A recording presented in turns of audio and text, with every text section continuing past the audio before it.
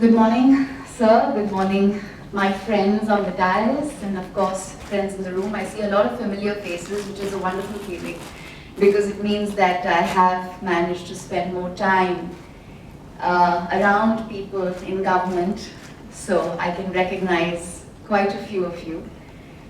I stand here before you as a representative of civil society.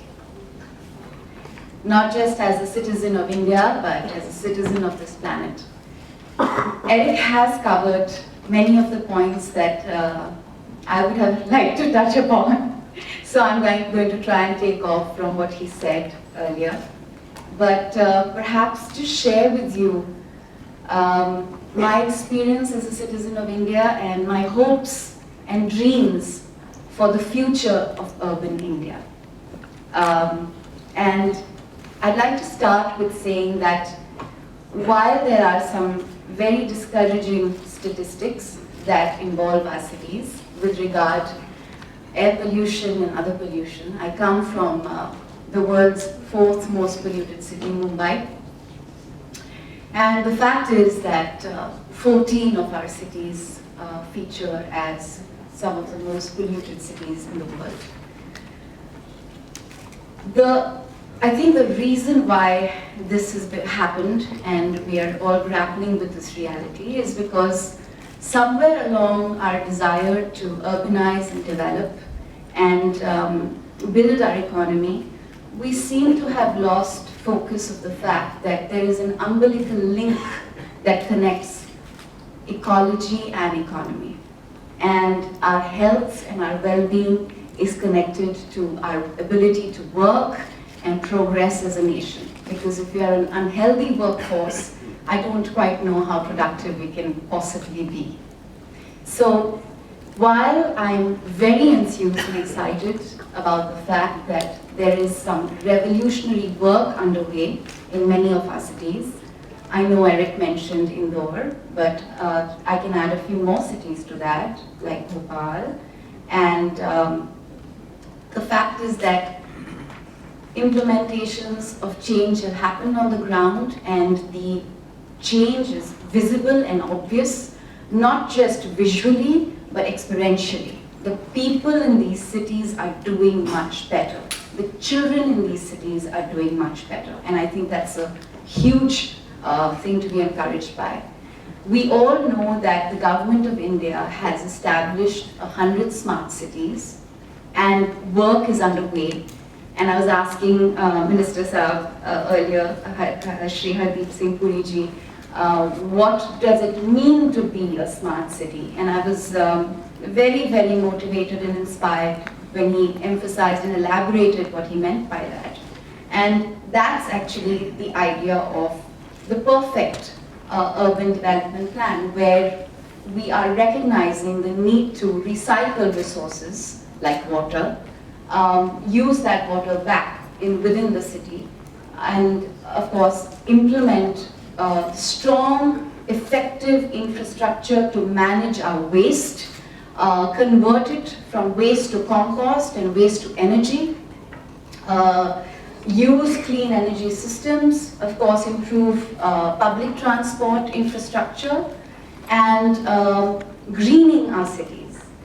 There are a few things that I want to share with members of the press here, and I really hope that you can find a way to speak about this and pay more attention or give this area a little more attention. But I think one of the areas of society that have really let us down is the community of builders. I think there are so many builders in the country who can do much better. There are builders who, if with the right access to information and a better understanding of architecture that suits weather and geography and is more sustainable, can do so much better. We have great examples of that kind of architecture, not just in modern India, but even if we look back at our history. You know, one of the examples that I would like to share with you here is the Santhal village in West Bengal. The way they build, the way they've recognized how to use the earth effectively, harmoniously, without harming the environment, and creating and building infrastructure that keeps their homes cool so they don't need fans or even air conditioning in really warm weather. And like that, there are many other aspects of the way the Santals build that are inspiring architects globally. They're actually looking to India and our indigenous way of building homes to seek solutions on sustainability. So the sustainability story is not new to India. We've always known better. Our ancestors, our tribals, our indigenous communities have known and functioned with an understanding that their well-being and their livelihood is connected to the environment and to the earth. And I really hope that when our ideal growth towards urbanization is one that includes this knowledge and incorporates it in the way we build our homes and our residences and our cities. I want to end with just one last thing, which is the theme of World Environment Day, which is Beat Plastic Pollution. I am so encouraged and motivated to see the participation, the vigor and the enthusiasm of civil society to become a part of this movement, quite simply because I think we're all beginning to see the plastic. It's everywhere. It's on our roadsides, it's in every open area, it's reached our villages, our agricultural land, our water bodies, our lakes, our rivers, our seas. And it is really suffocating us. It's choking the environment, it's choking our soils, our waterways and our air, because so much of this waste is being incinerated, it's being burnt, and it's really harming our health. But the great news is that there is a revolution underway in India. There are 2 constituencies that are working very, very hard on changing mindsets and improving human behavior.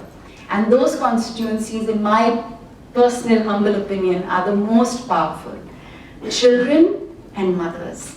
And I hope that governments will be encouraged by this and help us move at the pace that we need to deal with the situation, the enormity of the hazard that it gives us, but also know and be encouraged by the fact that not just me, but every member of civil society is willing to work hand in hand with policymakers, administration and government to make India Swasth India and Swachh India. Thank you so much.